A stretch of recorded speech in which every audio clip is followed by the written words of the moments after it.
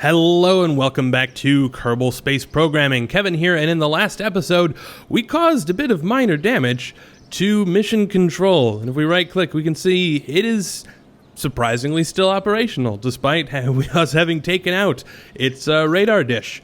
But you know what? Given that it's still operational, we can even jump in here and take a look at this stuff. We've got all of these contracts, and actually I pulled two more. One of them I think was rendezvousing two vessels in orbit, and then one of them was really easy. Get some science data from space around Kerbal. We've done that, haven't we? Yeah, we can easily do that again.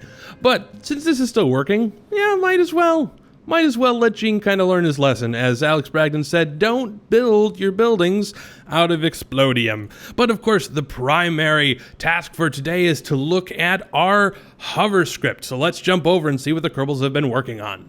So as we can see, the Kerbals are very excited to test out the new and improved script written for the Kerbot craft. And all four of the astronauts have been working very hard on improving this script and making sure that we are able to hover with greater sophistication, not wobbling hundreds of meters above and below our target. Let's take a look at the work that they have done. So if you remember in the last video, we made this chart that tracked our first attempt at making a hover script. And what had happened is we had, set it to go up to 500. And then at that point, we let it go ahead and say, okay, base your throttle on how far away you are from this target altitude of 500. So if it was very low, then we'd be throttling very hard. And if we were very close to 500, then we'd only be throttling a little. And what happened here is that we went up for a little bit, and then we went way down, and went up and down, and we got a lot of variance. We got down to like 287 when we're trying to hover at 500. And you'll notice we're spending far more time below that target than we are above. And the reason for that is because gravity is pulling us down. As soon as we dip below 500, we're going to start throttling up, but only by a little bit, because from the controller's perspective, we're very close to on target. So we only need to apply a little bit of thrust. So it took us far more time to get over here. Now, it's nice to be able to look at our altitude over time and to be able to graph that, but what we really care about is not what our absolute altitude is, but what the error is relative to this target that we had. So I've gone through in our data that we exported after running our test script and created an error field. So for this, all we did is we said, okay, we're going to take our target of 500 and we're going to subtract what our current altitude was, and this is going to show us the error that we were experiencing. So at the beginning, we had a negative error because we were exceeding our target. We were even higher than the 500 we were going for.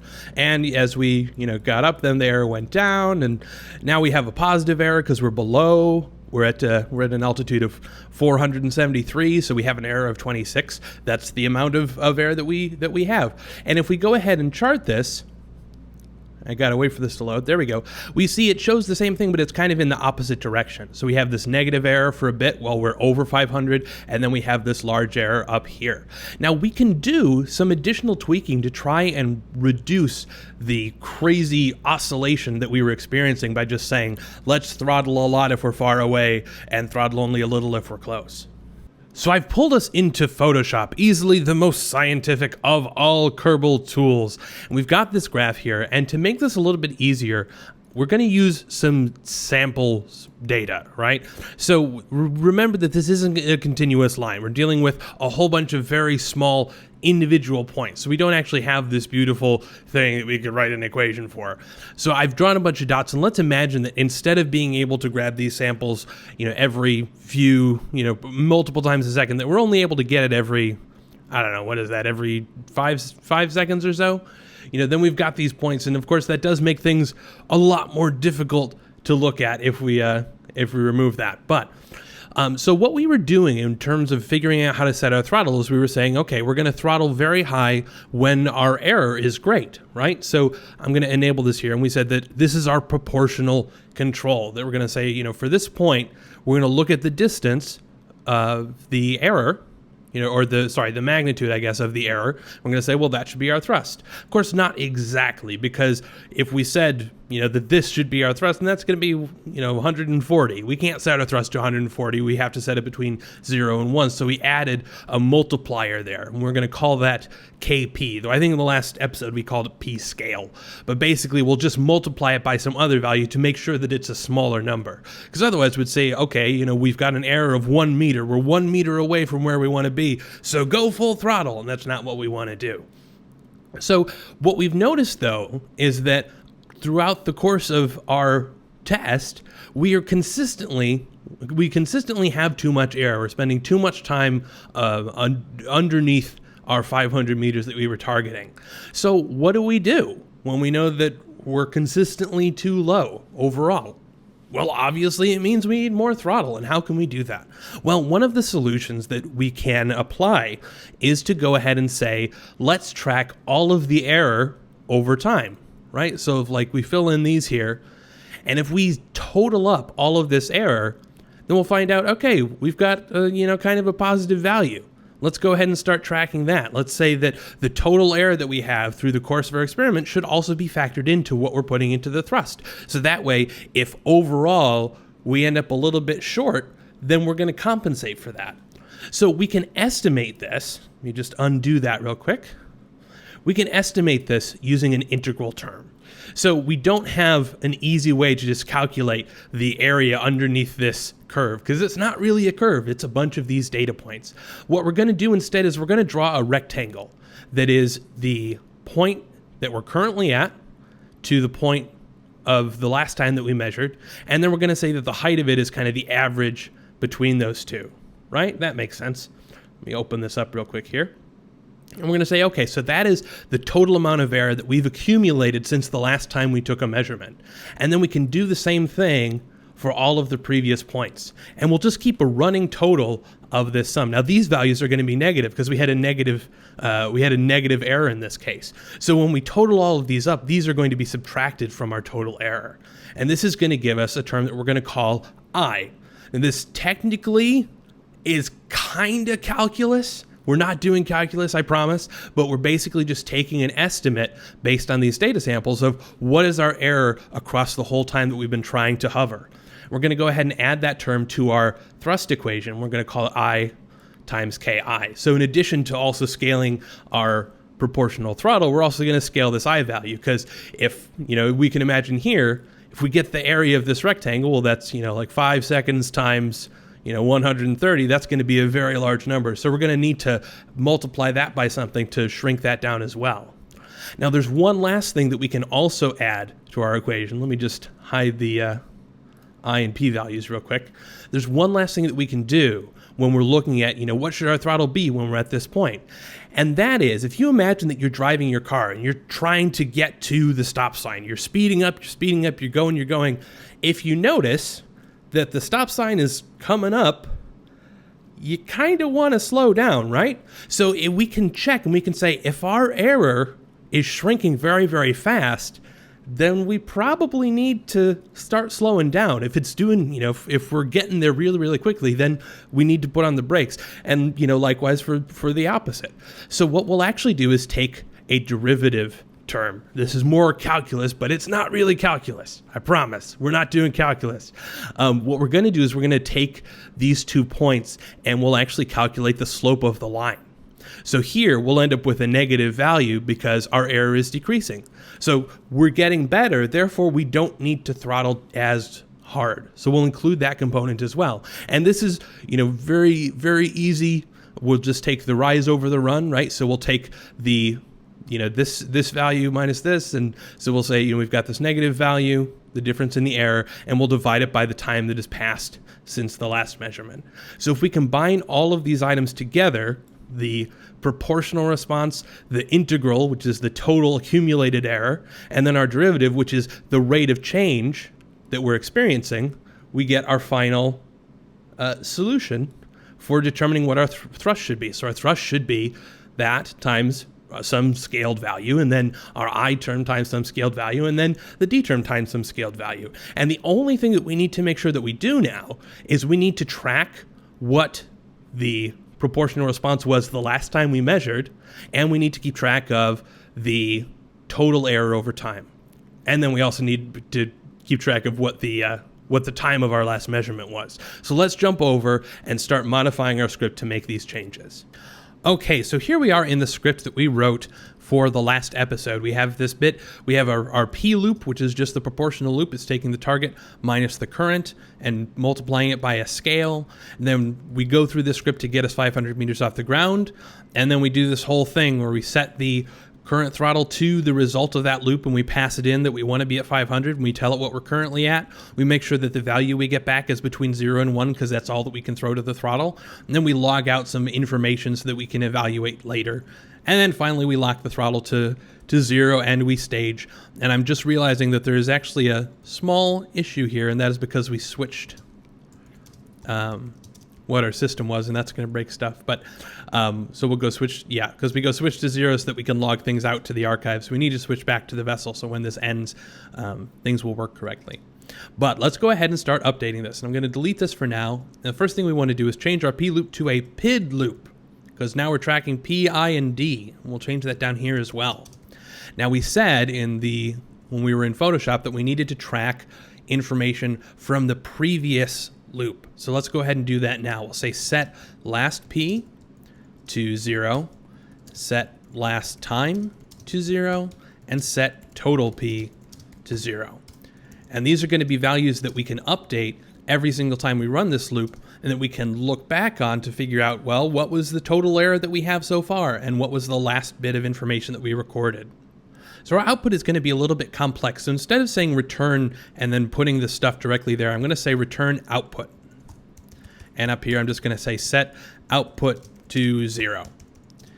And then we'll go ahead and in this middle bit, we'll change what the output is based on the stuff that we calculate. So the first bit is that P value. So let's say set P to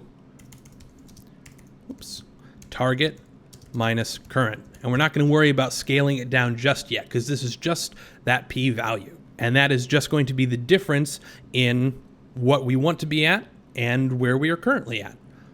Next, we'll have to figure out our I and D terms. But there's a little bit of an issue, and that is that if this is the first time that we've run this loop, well, then we can't really calculate, our total error, and we can't really calculate what the slope of our current line is. It doesn't really make sense. So to start off, we'll say we'll set them to 0 just for the time being. So what we're going to do is we're going to leave these values alone if this is the first time we're running this loop. And the way we're going to check that is we're going to say if last time is greater than 0, and we'll have to make sure to set that. Now we can actually calculate the real values for I and for D. So let's do that now. We'll say set I to 2, and we want to get the average of P and last P. So P plus last P divided by 2. That's going to get us the average there, and that's going to get us the height of that rectangle that we drew, and we just need to multiply it by the width to get the area, and that's going to be, let's see, time minus last time. Now we could say something like time seconds minus last time, but the problem is that every time we call time seconds, it could change a very slight amount, and we want to make sure that we're calculating all these things with the same value. So I'm going to add another variable up here and say set now to time seconds. And then instead of calling time seconds here, we'll say now. So this value will stay the same until we're done with our loop. Now the last thing that we need to do though is that we need to make sure that we're actually adding this to our total. So we'll go ahead and say total P plus, and then this whole thing, because we want to add all of those rectangles together, because that's going to be what our I value is. So there we go. Now we've got to calculate our rate of change. We're going to say this is just regular rise over run. So the difference in error over the difference in time. So we'll say P minus last P and put those in parentheses and divide it by now minus last time. And there we go. And remember, we're only going to call this if last time is greater than 0. So now what we've gone ahead and done is set this up to update, and we'll go ahead and say now set output to P times KP plus I times KI plus D times KD. So So remember, we're multiplying, so we can set these multiple things to tweak how much the I value should matter, how much the D value should matter, how much the P value should matter. And now the last thing that we want to do is we want to update these variables that we've set up here so that the next time we call them, we'll have our last P value and our last time and all of that stuff. So we'll say set last P to P, set last time to now, and set total P to I. Whoops, there we go. So that's going to go ahead and grab this in because we've already kind of summed up all this stuff. So we'll go ahead and set it to that value. Then we return our output, and now we should have a PID loop. Let's go ahead and remove this comment. And remember, the first time that we run this, it's going to have these 0 values, which is great. And then the next time we'll go ahead and say set last time to now, and we'll have these new values that it can go ahead and use to calculate I and D the next time we go through the loop. Now, the last thing that we're missing is we don't have these KP, KI, and KD values. So let's set these at the very top of the file. We'll say set KP to 0.01, and we'll say set KI to 0.005, because the total error should mean less than what our current error is. If we're very far away, it doesn't matter if most of the time we're very close or we've overshot. We want to make sure that the current error has more weight. And basically, these are kind of different knobs that we can tweak up and down to make sure that we get the performance that we want. So we've written a rather lengthy function, but this should be just fine. It's going to take the same parameters, and we can go ahead and let all of this stuff go through. And so then as soon as it gets low on liquid fuel, it'll throttle down and stage, and we can go ahead and test our new script. Oh, real quick, one last thing that we want to do just to make things easy for us to visualize is we're going to go ahead and actually we'll put this down here is we're actually going to output some stuff to the screen just so that we can watch this as it does its stuff. So first we'll say clear screen, and then we'll say print P plus P, and print I plus I, and print D plus D, and print output.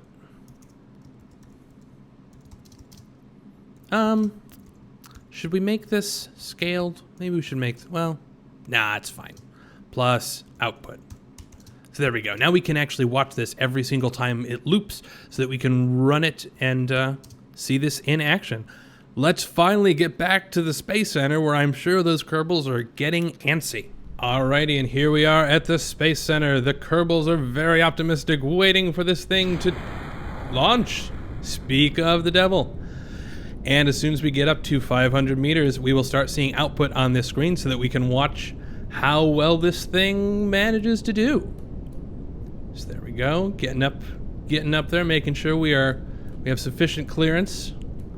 Those Kerbals are dangerously nearby, so we've got to be a little bit careful. And as soon as we hit that 500 mark, we will start seeing our data. Let's see, 425 there. And there we go. Yep, we can look at this value. So the P value is our current error. We're 60 meters above where we should be. The I value, that's our total error, as it says we've been negative a very long time. And this D value is changing based on how quickly we are fixing our error. It's taking the slope at our current point. And if you look, okay, we're getting pretty darn high up here. This is worrisome. Oh, and look at this I value. So because we're tracking the total error, it says we've had a negative value for such a long time that, oh no, oh no, oh no, no, no, no, no, no, no, no, no.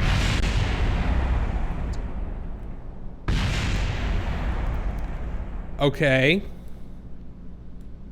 Well, oh, something survived. There we go. Deploy the parachute. Oh, no, it's got an antenna. That's something.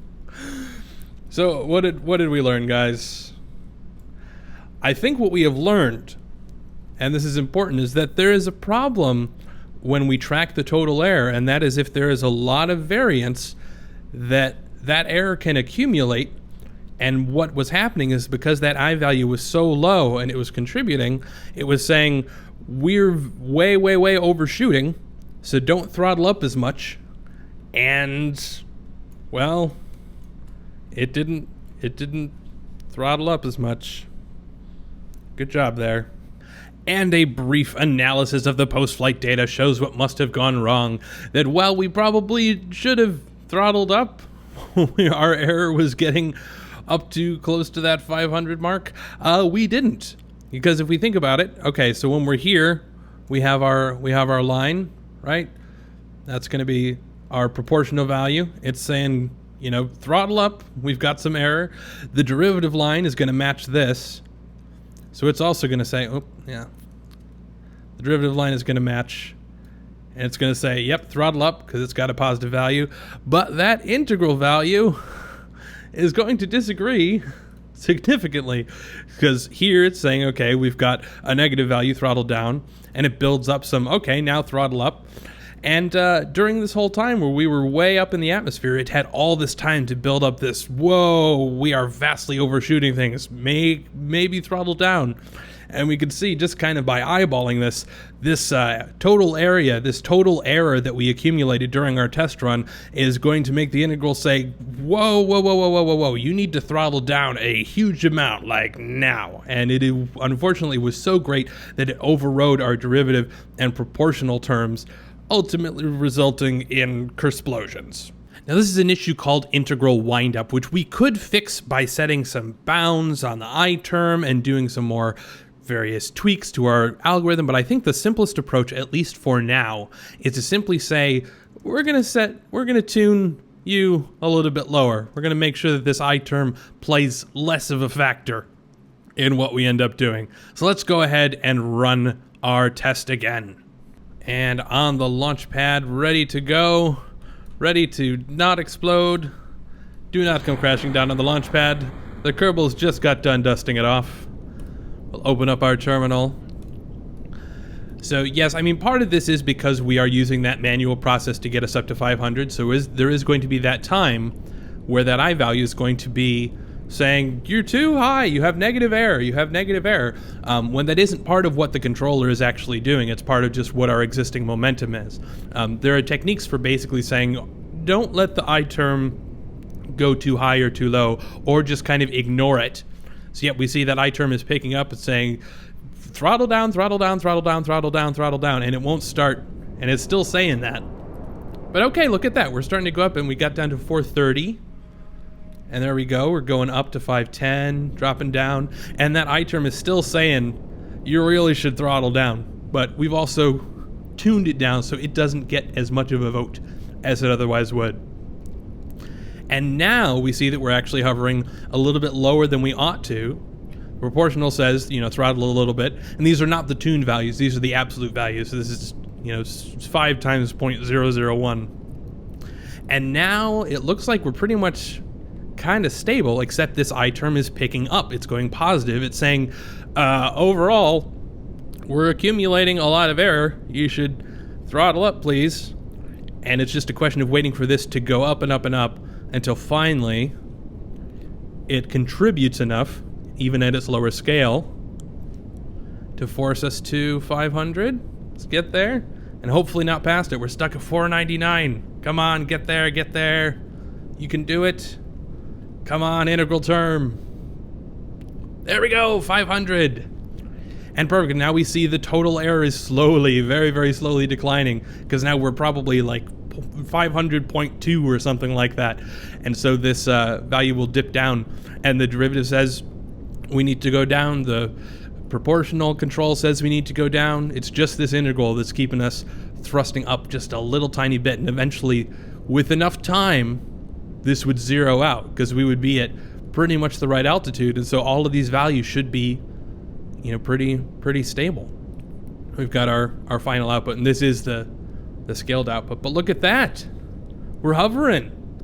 We did it, guys. We're hovering at 500 by ourselves. I mean, not even by ourselves, by computer magic.